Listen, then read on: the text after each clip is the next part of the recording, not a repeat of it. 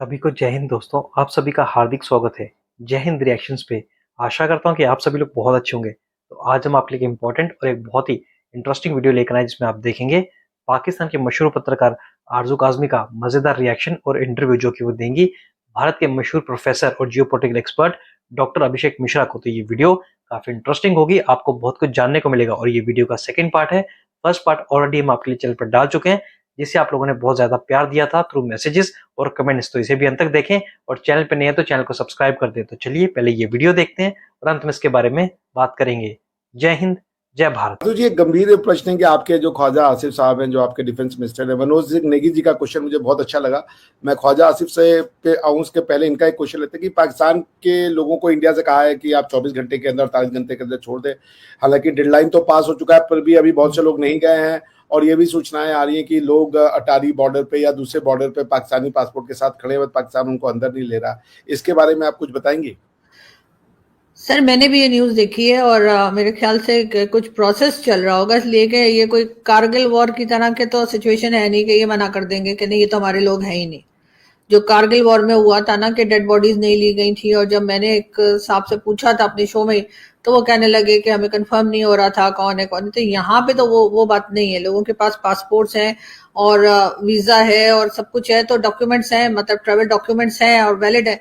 तो ये फिर इनको लेना होगा। हो सकता है कि ये कुछ चेक वेक कर रहे हो, डॉक्यूमेंट्स को चेक कर रहे हो कि कोई फेक डॉक्यूमेंट, क्योंकि जाहिर है दोनों तरफ ट्रस्ट तो नहीं है ना। आप हमारे लोगों पे ट्रस्ट करेंगे ना हम आपकी तरफ से जो आ रहा है उस पर ट्रस्ट करेंगे, चाहे वो हमारा ही सिटीजन क्यों ना हो। तो वो इस वजह से शायद मुझे लगता है कि कुछ प्रोसेस में जो है डिले हो रहा है, लेकिन ऐसा होना नहीं चाहिए। इनको जो है वो इस प्रोसेस को तेज करना चाहिए, क्योंकि लोग परेशान हो रहे हैं। जो वीडियोज आई हैं उसमें छोटे छोटे बच्चे हैं, लेडीज हैं, और बहुत गर्मी है यहाँ पर। जैसे अगर वाघा बॉर्डर की बात करें लाहौर की, तो लाहौर में भी और यहाँ पर भी बहुत ज्यादा गर्मी है, तो लोग बाहर खड़े हुए। तो हमारे लोगों को थोड़ा मेरे ख्याल इस प्रोसेस को तेज करना चाहिए, ताकि जल्द से जल्द लोग जो है वो इस साइड पर आ जाएं जो यहाँ के हैं। आरजू जी, क्या ये जो आपके ख्वाजा आसिफ ने कहा कि we have been doing the dirty works for the west in America, specifically dirty work से था उनका मतलब कि ये जो ये थे इनके क्या नाम है, टेररिस्ट हैं या जिहादी लोग हैं, उनको अपने यहाँ पे पालना, तो ये क्या एक एक्सक्यूज है कि हम ये 30 साल तक अमेरिका के कहने पे किया या आपका अपना इंटरेस्ट था? ये तो कोई एक्सक्यूज नहीं है कि आप इस तरह के जिहादी एलिमेंट्स को पालें और फिर आप उनसे खुद भी लड़ रहे हो और कहो हम ही विक्टिम है। ये तो आपके क्रिएशन है। इसको अपने डिफेंस मिनिस्टर के स्टेटमेंट को कैसे एक्सप्लेन करेंगी आप? देखिए सर, डिफेंस मिनिस्टर साहब और वो भी इस वक्त के मौजूदा या सिटिंग डिफेंस मिनिस्टर साहब ने ये बात की है, जो कि बहुत बड़ी बात है। और मेरा ख्याल है इससे पहले किसी भी पॉलिटिशियन ने पाकिस्तान के जो गवर्नमेंट में रहा हो या गवर्नमेंट में होते हुए कभी इस किस्म की बात नहीं की, एक्सेप्ट नहीं किया कि हमने जो है वो जिहादी बनाए। जब परवेज मुशर्रफ ने बात की थी तब वो भी शायद जा ही चुके थे, if I am not wrong. तब उन्होंने कहा था कि हाँ जी हमने जिहादी बनाए कश्मीर के लिए, हमने जिहादी बनाए फलस्तीन के लिए। लेकिन ख्वाजा आसिफ साहब तो इस वक्त भी डिफेंस मिनिस्टर हैं और उन्होंने ये बात एक्सेप्ट की है और कहा, ये भी कहा है कि हमसे गलती हो गई। चले मान लिया, हमने तो खैर डॉलर वॉलर की वजह से लिया था। मैं तो कितनी ही बार ये बात कर चुकी हूँ और उसके बाद मेरे ऊपर ना सिर्फ ये कि पाकिस्तान से लोग नाराज हो जाते हैं, बल्कि अब तो हिंदुस्तान से भी लोग उल्टा सुल्टा मुझे बोलना शुरू कर देते हैं अगर मैं ये बात करती हूँ, आप जानते हैं। लेकिन बात सारी ये है कि उन्होंने ये बात मानी है और साथ उन्होंने ये भी कहा है कि गलती हो गई। अच्छा चले मान लिया गलती होगी, अब हम उसको वापस तो नहीं ले जा सकते ना, उस टाइम को वापस तो नहीं ला सकते 30 इयर्स जो हमने किया है। लेकिन अगर मान गए तो अब कम से कम अब गवर्नमेंट इतना तो जिगर दिखाए ना कि अब इसके ऊपर स्टेप लिए जाए। अब ये जो हाफिज सईद और मसूद अजहर और कौन कौन से लोग यहाँ पर सजा के रखे हुए हैं, इनको चाहिए कि या तो उनको प्रॉपर सजा दें, उनको जेल में डालें जैसे इमरान खान को जेल में कर दिया है। और एक दो को तो मैं होती ना तो मैंने तो भारत के हवाले कर देना था, सीधी बात है। हाफिज सईद जो है, अगर हाफिज सईद और मसूद अजहर दो जो टेररिस्ट हैं जिनको यूनाइटेड नेशन ने टेररिस्ट बोला हुआ है, अगर आप उनको देने से आपके 26 करोड़ लोग जो हैं वो सुकून का सांस ले सकते हैं भारत को, तो भाई क्यों नहीं कर रहे, किस लिए रखा हुआ है? तो मैं तो यही समझती हूँ कि उनको अब पहला स्टेप तो कर लिया है गवर्नमेंट ने, या कहिए ख्वाजा सिर्फ साहब ने मानकर कि हाँ जी हमने बनाए, मिलिटेंट्स बनाए और हमने उन्हें सपोर्ट किया और हमसे गलती हो गई, ये सारी चीज उन्होंने बोली है। तो अब वो उस चीज को सुधारने के ऊपर जाए ना, सेकंड स्टेप पे जाए। और देखेंगे कैसे सही होना है। जितने यहाँ पर बैठे हुए हैं उन सबको अरेस्ट कीजिए, जितने यहाँ पर हैं उनको आप कुछ लोगों को, जैसे मैंने कहा, 1-2-4 को भारत के वाले कीजिए, बाकी को यहीं पे सजा दीजिए। लेकिन वो तो तभी होगा ना जब ये करना चाहेंगे। अगर ये करना चाहेंगे तो ये कर सकते हैं। ये और बात है कि कोई बहाना कर दे, नहीं जी वो तो बड़ा नेक आदमी है, वो तो हमारे यहाँ हीरो है, और वो सब माना जाता है ना। आप इससे को प्रॉब्लम ये है। आरजू जी, ये सब करने से क्या जो हिंदू नफरत है आपकी समाज में, अपनी आप से नफरत है, अपने इतिहास से नफरत है, क्योंकि जो मेन जड़ है इस सब समस्या का, जो टू नेशन थ्योरी का, कि हम हिंदुओं से अलग हैं और कश्मीर को भी वो सिमर करके रखना चाहते हैं कि हम हिंदुओं से अलग हैं। अगर इसकी जगह वो ये मान लें कि हम हिंदू ही हैं, हमारा रिलीजन मुख्तलिफ हो सकता है। जैसे तुर्की तो कभी डिनाई नहीं करता कि वो तुर्क है, या अरबी तो कभी डिनाई नहीं करता कि वो सिर्फ मुस्लिम है और अरबी नहीं है। तो ये जो हिंदू नफरत है जो मैं देखता हूं, जो इसकी जड़ है, क्योंकि 27 हिंदुओं को ऐसे मार देना, आरजू जी, इसके लिए बड़ा कलेजा चाहिए भाई नफरत की। इसको कैसे देखते हैं? क्या इसके ऊपर कोई सोसाइटी में हो रहा है कि भाई we have to take a course correction और वापस जाना होगा और हिंदू नफरत को बंद करनी होगी, वरना ये तो चलता ही रहेगा। आज एक वॉर, फिर 2 साल बाद कोई वॉर, क्योंकि ऐसे लोग हैं ये तो करते रहेंगे नफरतों में हत्याएं। इसके ऊपर कोई चर्चा हो रही है समाज के अंदर?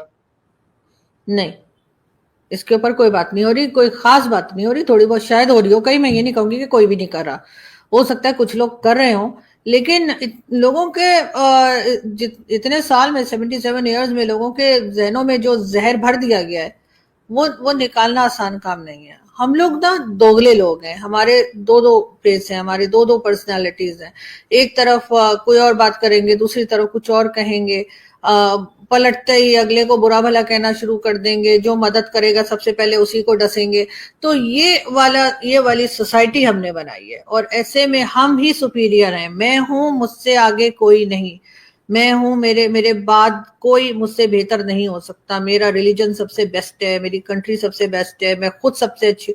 ये बात यहाँ पर हर एक जो है ना, हम इस ख्याल में चलते हैं। हम ये समझते ही नहीं कि कोई हमारे जैसा भी हो सकता है, कोई हमारे से बेटर भी हो सकता है, और हम किसी से सीख भी सकते हैं, हम किसी के साथ बैठ भी सकते हैं, हम अच्छी बात भी सीख सकते हैं, या उसे कह लीजिए अपने आप को इम्प्रूव भी कर सकते हैं। ये सारी चीजें उधर उस जगह पर होती हैं अभिषुद्धि, जो लोग इस बात के लिए तैयार हों कि हम सुपीरियर नहीं है।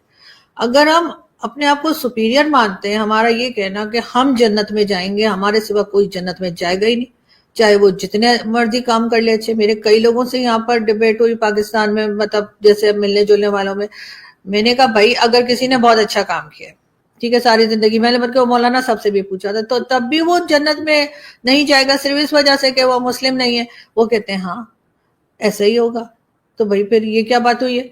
तो उसी तरीके से यहाँ पर जो एक हिंदू नफरत सिखाई गई है, बताई गई है, और ना सिर्फ हिंदू बल्कि हर रिलीजन से, हर रिलीजन से जो है, बल्कि अभी मैं नाम नहीं लूंगी, मेरे एक मेरे एक नॉन मुस्लिम फ्रेंड है मेरे, तो उनसे एक दिन मेरी वैसे ही बात हो रही थी ना, तो वो कहने लगे कि उनकी बहन की कहीं शादी हुई थी जो उनके रिलीजन में नहीं थे, बाहर से ना, बाहर हुई थी, मुस्लिम से हुई थी।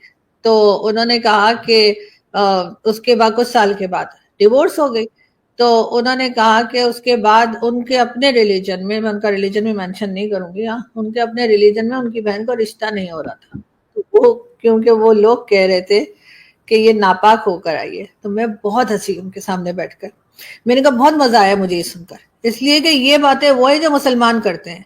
अगर उनकी बेटी कहीं और शादी कर ले, किसी और रिलीजन में कर ले, तो ये तो गंदी हो गई, ये तो अच्छी हो गई, वैसी हो गई, इस किस्म की बातें किया करते हैं। तो मैंने कहा बहुत अच्छा है अगर इनके साथ ऐसा हुआ है। तो वो ये चीज जो है ना, जो किसी और मतलब मुस्लिम्स के अंदर ये चीज जो डाल दी गई है ना दिमागों के अंदर, ये नहीं निकल सकती, ये बस गई है इनकी सर के अंदर अभी। और इतने झूठे, इतने मुनाफिक, और इतने कहना चाहिए घटिया किस्म के लोगों से मेरा वास्ता पड़ता है। मैं ये नहीं कहूंगी सब ऐसे हैं, लेकिन कुछ लोग ऐसे हैं। मुझे कहेंगे रमजान में तुमने कुरान पढ़ा? मैंने कहा नहीं मैंने नहीं पढ़ा। ठीक है, मैंने रोजे रख ली, मैंने नहीं पढ़ा कुरान इस साल। आपको तो जरूर पढ़ना चाहिए था। अगर आप पढ़ नहीं सकती तो आपको सुन लेना चाहिए था सीडी वीडी लगा के, ठीक है। मैंने कहा ठीक है, बड़ी अच्छी बात है, बड़ी मुझे रिलीजन की तरफ बताया जा रहा है, बड़ी अच्छी बात बताई जा रही है, लेकिन उसके साथ मैं लोगों को क्या देखती हूँ, झूठ बोल रहे हैं, दूसरों का नुकसान कर रहे हैं, दूसरों का बुरा भला कह रहे हैं, दूसरों के झगड़े करवा रहे हैं, घटिया से घटिया तरीन गिरी हुई, जिसे कहते हैं ना कि जिसकी कोई लिमिट नहीं है, उस किस्म की ट्वीट्स लोगों के बारे में लगा रहे हैं, फेक आईडीज बना बना के लोगों को क्या क्या बोल रहे हैं। कोई आपकी रोजा नमाज और आपका कुरान और आपकी सारी चीजें किस काम की? अगर आपको तमीज नहीं आई है, अगर आपके अंदर कोई शर्म और गैरत नहीं आई है कि आप लोगों के बारे में क्या बात कर रहे हैं और आप लोगों को किस तरीके से हर्ट कर रहे हैं और क्या क्या अपने तमाशे कर रहे हैं, तो इस किस्म का तो यहाँ पे जो है वो रिलीजन चल रहा है लोगों का। दोस्तों आशा करता हूँ कि वीडियो को आपने अंत तक देखा होगा और आरजू काज़मी और डॉक्टर अभिषेक मिश्रा का ये पूरा डिस्कशन आपको काफी पसंद आया होगा। तो ये वीडियो अगर आपको अच्छी लगी है इसे लाइक और शेयर जरूर कर दें और अपने विचार हमें कमेंट सेक्शन में लिखकर जरूर बताएं और एक बार फिर चैनल पे नए हैं तो चैनल को सब्सक्राइब कर दें। तो चलिए फिर मिलेंगे ऐसी किसी इंटरेस्टिंग, इंपॉर्टेंट और लेटेस्ट वीडियो में। तब तक अपना ध्यान रखिए। जय हिंद, जय भारत।